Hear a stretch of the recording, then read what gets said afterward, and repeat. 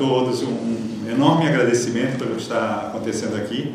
Quero declarar a desproporcionalidade entre a generosidade das palavras que foram pronunciadas e a representação de quem está a recebê-las. Mas mais do que uma relação direta, eu vejo o grande amor que existe, que precisa ser sempre mais ampliado, renovado sempre, a todo instante, entre duas nações que ocupam parte histórica de um destino, cujo futuro certamente será ainda mais amplo que o próprio passado. Então eu quero agradecer muito.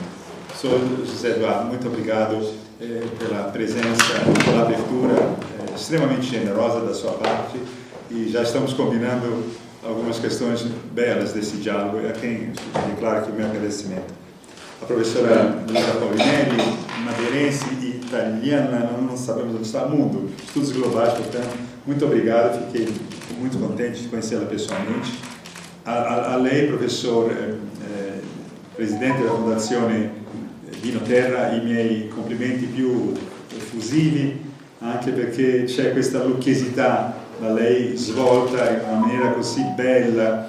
Ho sentito un po', dicevo alla signora, la professoressa Marcheschi, no? Questo rapporto, già chegou português de novo, questo rapporto profondissimo che ci lega a questa lucca dentro noi, no? Non quella che si vede, che è già di per sé assai portentosa, ma quella che ci abita, quella che ci dice, quella che ci fa capire verso dove e da dove. Quero cumprimentar também os amigos aqui presentes, de modo especial o ex-presidente, que permanece presidente, né, da Academia, Luiz, desculpe, professor. Sim, desculpe. É meu querido amigo. Você já vai chegar lá. É porque eu estou sem dormir há não sei quanto tempo, o jet lag faz as suas... ele que me recebeu de forma tão generosa, Arthur Anselmo, na academia, e sempre um grande erudito, um homem profundamente ligado às temáticas de raiz, às temáticas históricas, né?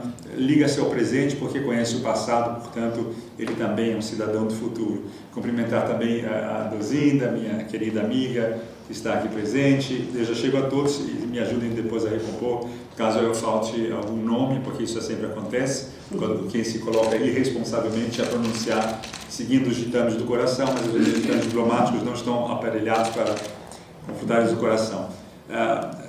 Quero também saudar a Stella Guedes, aqui presente. Muito obrigado, Stella, um conhecimento já de muitos anos. A professora Beatriz, a professora Vânia. Agradecer muito a Tereza. Muito obrigado, Tereza, pela sua Terezadão, a sua presença, a sua delicadeza e, diria mesmo, o seu entusiasmo, a sua juventude, não é? Dentro de tantos desafios. Certamente faltou alguém, eu já me autoflagelo, peço e imploro perdão. O professor Carminati, que eu acabo de conhecer agora, de uma universidade com a qual eu tenho também laços importantes. Enfim, eu esqueci alguém, mas Deus me castigará em algum momento, né? Mas também pode reivindicar, e a gente pode, então, depois vamos à capela e em genuflexão profunda a contrição virá. Eu lembro justamente sempre para mim, e falava agora na exposição dos 500 anos feita na Biblioteca Nacional, com a grande riqueza desse acervo, que é parte da latinidade. Gostei muito quando a professora Paulinelli, bem dizer assim, Luísa, falava justamente dessa grande latinidade compartilhada. Agora mesmo indo da Romênia, que é um extremo dessa latinidade, que é uma língua belíssima e encantatória, romeno. E de outro lado, Portugal, nós precisamos construir quanto antes um passaporte para a latinidade.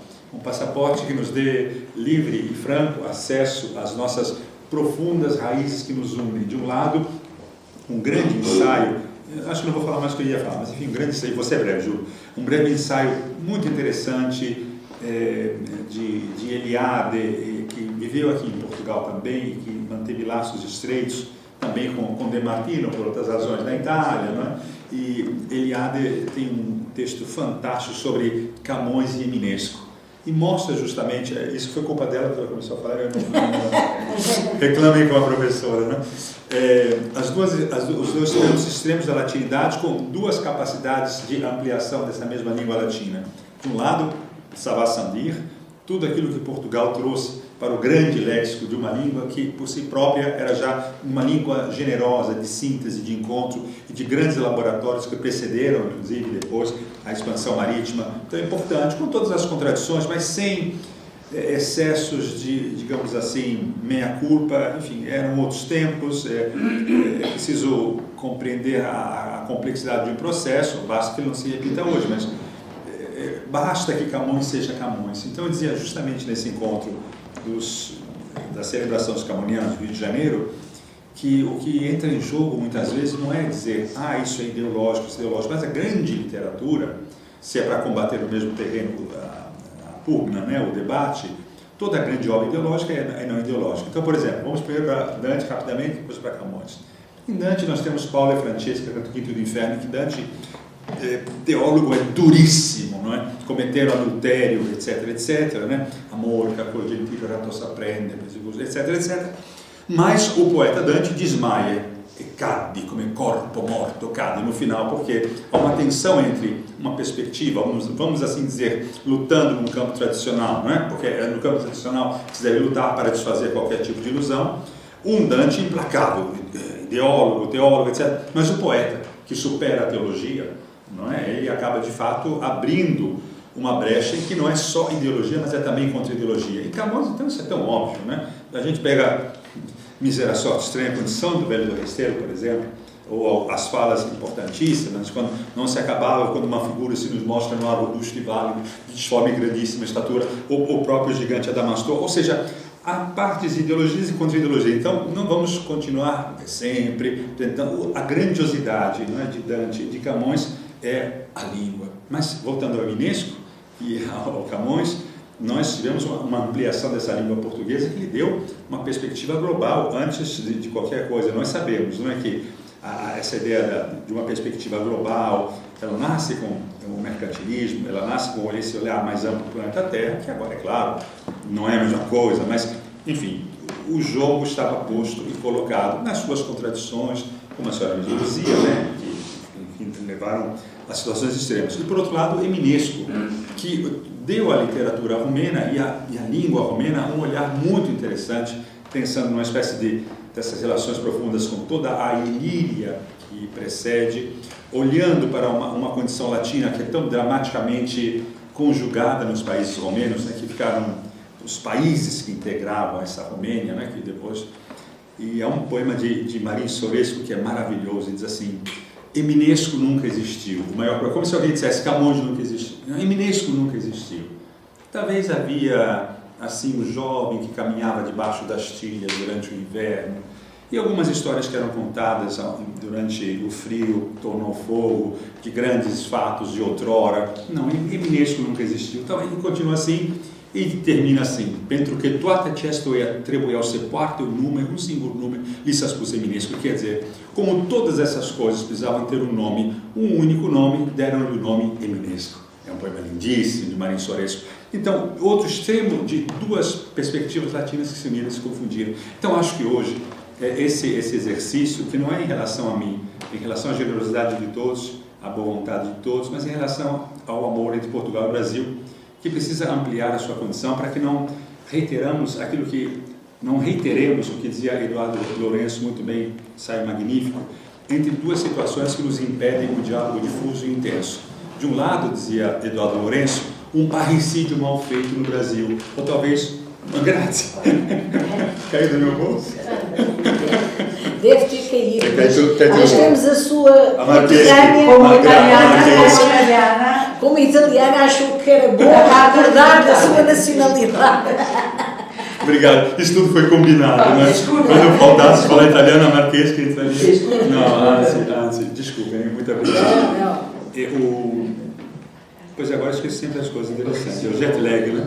Mas, muito obrigado, muito gentil. Você tem sido muito gentil. Aliás, agradeço a todos os cuidados também telemáticos, os cuidados da organização. Esses detalhes não são secundários, são muito importantes. E lhe agradeço. E também isso que a gente tinha combinado, quando eu esquecesse, você diria o que era. Um parricídio mal feito, porque no Brasil matamos Portugal, mas não matamos bem.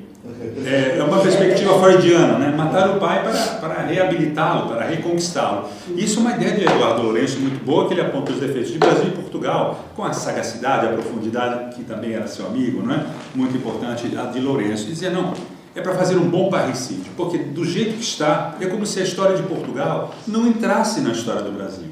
Como se não houvesse Portugal veio, um pouco atrapalhou, mas nunca existiu. Ora, vamos matar bem o pai para poder aproximar desse pai. E dizia de Portugal, muitas vezes preso, segundo ele, numa palavra e numa perspectiva, numa longa filosofia portuguesa tão bela, que é o Labirinto da Saudade, inclusive, não é? Mas essa grande saudade de um tempo e de uma glória que faz com que Portugal, segundo Eduardo Lourenço, não estou ofendendo ninguém, por favor, porque mostra os dois lados, isso é muito importante, uma espécie de psicanálise, não é? Em que Portugal está preso a esse labirinto e não consegue se olhar diante de si. Então, para alguns a ideia é uma jogada de pedra, para outros são a metáfora dos fantasmas todos que regressam ao mesmo tempo e tornam a Portugal, etc, etc. Então, acho que nós temos mais futuro do que passado, mas esse passado é muito enriquecedor. E no Brasil, eu me crio como menino olhando para os imigrantes portugueses, isso é muito importante, para muitas vezes a mínima condição desses imigrantes, mas com um ethos relativamente ao trabalho, relativamente aos amores partilhados entre as duas terras, uma grande saudade, bem que está na raiz, enfim, é um problema essa nossa saudade, mas os romenos também têm outro nome, né, que é dor, mie dor de ti, né? Tenho saudade de você, né? Essa dor, dorul, a saudade deles, né? Então, nessa língua laputa, que desgraçadamente a minha querida amiga e professora Teresa Adão trouxe à baila, que é mais um problema psiquiátrico do que linguístico, né? Uma palavra que foi criada é uma palavra cabide, que é saudor, que é juntar duas saudades de uma latinidade extrema, saudade e dor, saudor, e assim vai. Muito rapidamente, então, já estou terminando, o que eu queria dizer, acho que talvez não consiga dizer sobre a questão da difusão digital, mas quero dizer algumas palavrinhas, sim, em relação à Biblioteca Nacional, como ela foi convocada aqui, termino, né? Para não me alongar muito, senão não faz sentido. Realmente a Biblioteca Nacional é um dos patrimônios da humanidade. Tenho conversado isso com todos do Brasil, os patrimônios do planeta Terra. Portanto, uma grande responsabilidade imensa. A honra é imensa, mas a responsabilidade que é 15 trilhões de vezes mais forte. E nós, de fato, temos algumas preocupações, por exemplo, a biblioteca e vitórias, né? A Biblioteca Nacional ela tem o site mais acessado do governo federal. Então, o Brasil que tem seus mais de 200 milhões, o imposto de renda dá 35 milhões mais ou menos de consultas. A Biblioteca Nacional em ordem de grandeza, 96 milhões, 100 milhões por ano. É como se 10 vezes mais o número da população de Portugal, né, acessasse esse acordo. E é um legado muito importante. Em termos de digitalização, ontem eu consegui visitar, cansado como estava, mas foi uma ótima visita à Biblioteca Nacional de Portugal, com a qual temos grande ligação. Nós, por exemplo, no Brasil, digitalizamos do início do ano até um mês e meio atrás, 2 milhões e 100 mil páginas. É uma expansão enorme. E quando a biblioteca veio de Portugal, a biblioteca viajante, né, o que é uma boa ideia de uma biblioteca, a biblioteca precisa viajar e fazer viajar, chegaram 60 mil itens e riquíssimos itens para o Brasil. A presença de Dom Pedro II e da Maria Teresa Cristina de Bourbon, ela fez com que esse acervo se enriquecesse drasticamente. E interessante lembrar que, isso eu lembro para os brasileiros, que uma das razões pelas quais a independência, um sine qua non da independência, foi que pagássemos, o governo pagasse, pagou bem, né? Pagou o que era necessário, que era uma coleção riquíssima, né? Nós temos Padre Vieira, nós temos coisas do século XI, para ter ideia. No Hemisfério Sul, a Biblioteca Nacional, obviamente, vocês têm mais, eu começava isso num acordo que fizemos há pouco tempo com o Vaticano, né? Obviamente, o Vaticano tem tudo, né? Mas no Brasil nós temos um pouco mais de 200 incunábulos, por exemplo. O Hemisfério Sul é um nome bom. O presidente da Itália nos visitou agora. Ele dizia: presidente, esse aqui não é o Quirinale, brincando com ele, né? Matigniamo da Fara, né? Então nós mostramos para ele, por exemplo, toda a Academia Platônica de Firenze, de Florença, Marsilio Ficino, Pico della Mirandola, também Savonarola. Eu brinquei com o presidente: o que a gente faz com Savonarola, presidente? Deixa aqui ou põe mais para lá? Não, está tão grande predicador. Então, tudo bem, pode ficar aqui, né, presidente? As primeiras edições de Horácio, enfim, os incunábulos, a Bíblia de Mogúncia, é realmente alguma coisa extraordinária. E eu explicava também ao ministro dos Negócios Estrangeiros de Portugal, que esteve para inaugurar lá o nosso Camões, com as preciosidades da Biblioteca Nacional, dizendo que, a partir dessa coleção, o diálogo entre Brasil e Portugal tem o merecimento de encontrar a sua casa, a sua expansão. A Biblioteca Nacional ela fez no ano passado um acordo com a Marinha do Brasil e ela leva livros para todos os quadrantes do mundo. É impressionante. Para Portugal, para a Ilha da Madeira, Açores, todas as Áfricas, todas as Ásias, Europa, Itália várias vezes. Então, eu dizia para uma determinada nação, vocês levam livros através da Marinha? Sim, porque nós não levamos armas. Até porque o soft power hoje tem um papel muito mais importante, contínuo, duradouro, para fazer aquilo que sempre em Portugal se fez, as grandes cortes europeias, e hoje sempre mais por outros caminhos, outros meios e ideias, a diplomacia do livro. Então, por exemplo, nós quando fizemos um encontro com Angola, Moçambique, os países dos PALOP, o primeiro encontro da Biblioteca Nacional do Brasil com os PALOP, o interessante é que nós já tínhamos, por exemplo, já mandado vários livros para Cabo Verde, São Tomé e Príncipe. Então isso já nos dava uma espécie de lastro de verdade, de boa vontade, para compartilhar com os nossos irmãos de língua, como disse muito bem, né, o Zé Eduardo, inclusive fazendo referência também a vários portugueses pensaram nisso, condôminos dessa língua, né? A língua, ela nos atravessa, né? Ninguém tem uma língua, claro, nasce em Portugal, ninguém vai cancelar essa história, mas ela tem tido outras formas de articulação, de pensamento. O Brasil tem 274 línguas. Nós traduzimos agora o convite do Supremo Tribunal Federal, da antiga presidência, ministra Rosa Weber, tivemos lá, a Constituição Brasileira para a língua Nhengatu. Então isso para nós foi realmente um momento importante, e acompanhando a ministra lá nas aldeias do Paraná, onde houve aquele trágico assassinato de Dom e Phillips, mas também na aldeia de Maturacá, na cabeça do cachorro, entre os Yanomami. Uma experiência extraordinária, e vendo a ministra, a presidente do Supremo Tribunal Federal, conversando com a Nazaré Marubo, na aldeia Paraná, no Vale do Javari, é uma coisa impressionante, porque era um gap antropológico que estava sendo preenchido por quem? Aí o poder, né, que está em Goethe, do eterno feminino, né, da construção da paz através de duas mulheres, né, de onde certamente deverá acontecer o feminino, a partir de uma grande ânima junguiana, como seja, né, que permita que esse feminino aflore e seja mensageiro de uma cultura da paz. Foi maravilhoso, sabe, Paulo, né? Ver a Nazaré Marubo sendo traduzida para o português que nos une a todos, e ao mesmo tempo o enriquecimento dessas línguas que contaminam, no bom sentido da palavra, que fazem o grande encontro com a língua portuguesa. É muito interessante. Isso nos dá uma grande riqueza. A Biblioteca Nacional tem esse olhar, já estou terminando, um olhar da disseminação.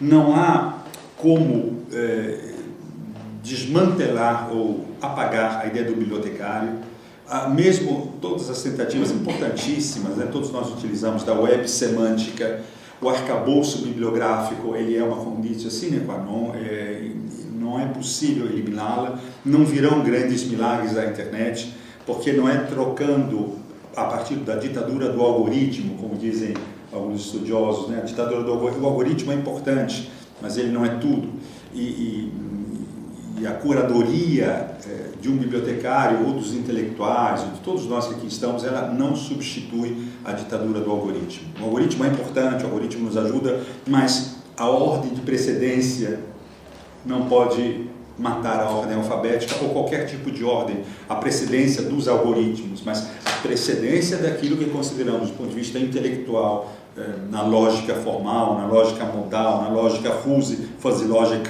que é sempre a hierarquia do conhecimento, que é a nossa construção o tempo todo. Hierarquia no sentido do pseudo-Dionísio Areopagita, século V, quer dizer, um grande modelo, não é hierarquia de bater continência, não é isso, é uma hierarquia do lugar no cosmos, talvez com um sotaque metafísico, mas podemos tirar o sotaque, podemos tirar a metafísica, mas não podemos deixar que a perspectiva humana se desumanize. Tudo é humano.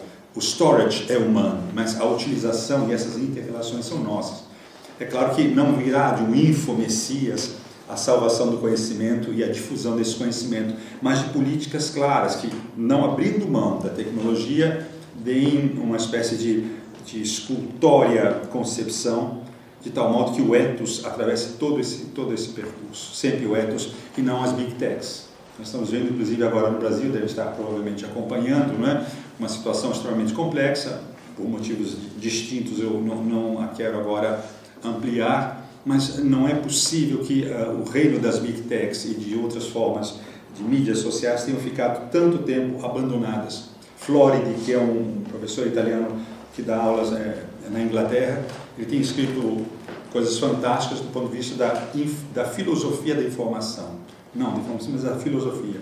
Dando alguns exemplos muito interessantes a partir disso e dizendo que durante muito tempo as legislações do planeta abandonaram esse processo e que uma parte desses agentes ou desses operadores também gostariam de ter alguns elementos. É claro que agora nós estamos vivendo no Brasil, é muito importante, depois como o Telegram também, muito didático para aquilo tudo que está acontecendo. E por que digo isso? Porque a Biblioteca Nacional firmou um acordo com o Supremo Tribunal Federal no Brasil para as práticas da boa informação.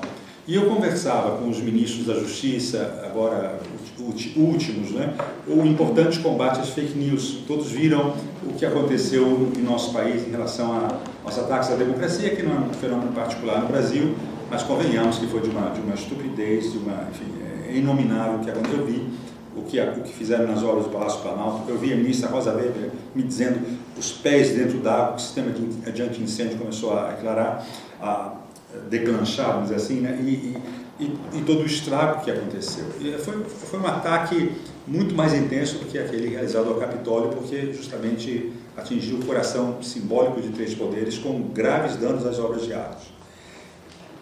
Então, eu dizia assim, o que a Biblioteca Nacional faz? Ela é uma fábrica de anti-fake news, porque ela produz metadados, ela produz um olhar mais generoso, ela indexa, ela tem um lugar, tem uma topografia específica e difunde essa informação.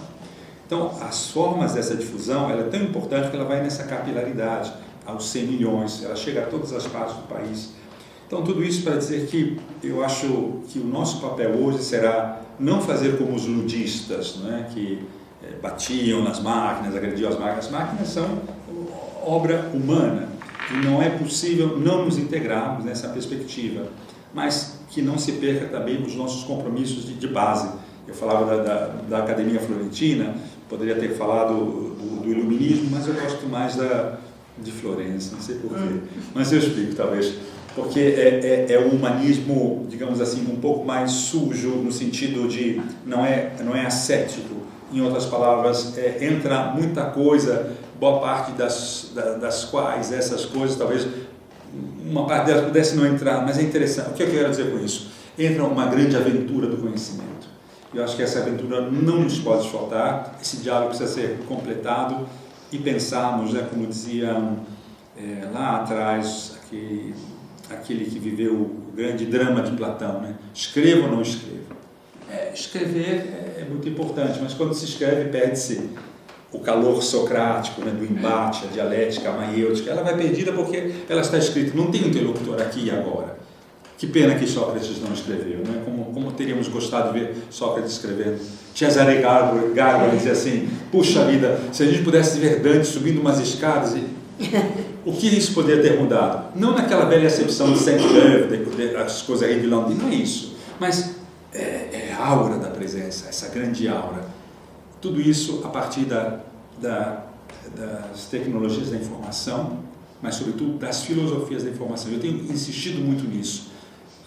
O conhecimento técnico sim, mas a filosofia precisa estar presente, patenteando-se nesse percurso para que não se perca a dimensão do ethos. Muito obrigado. Foi uma coisa rápida, mas é possível.